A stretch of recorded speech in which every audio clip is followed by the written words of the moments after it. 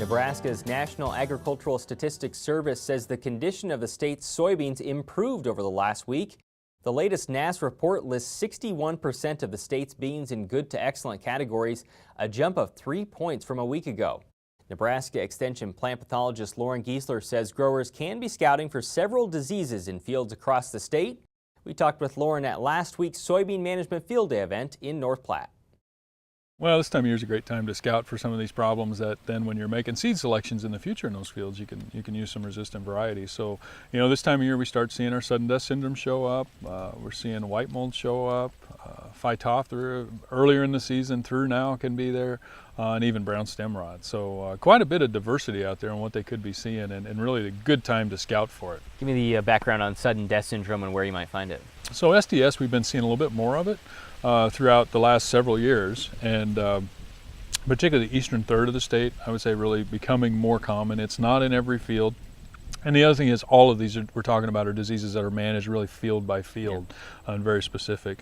But you'll be seeing those leaves with interveinal chlorosis right now, areas of the field dying fairly quickly, defoliating but leaving leaf stems attached. Okay, and there's lots of great pictures on our websites to look at to help identify that one as well. The management for white mold, how easy can it be? White mold is something that, right now people see it and they tend to want to go out and try to make a fungicide application and control it. And all the research has shown that's really not a profitable move in general. So really you want to make sure that you have that potential for the disease. Come in during the flowering time, because that disease infects the flowers and that's where it all starts.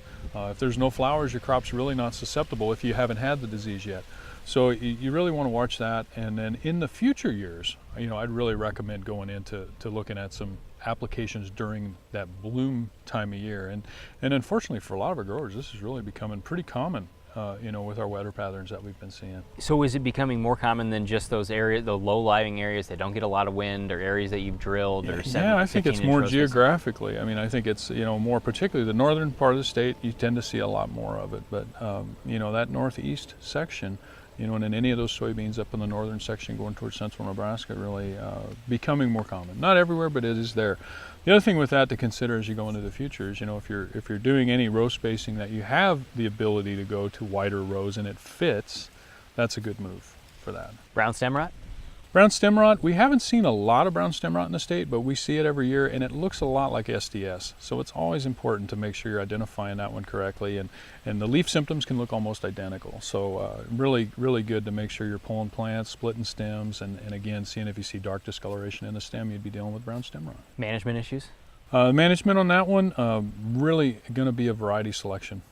Tends to be a problem more with some of our off pH conditions, higher pHs.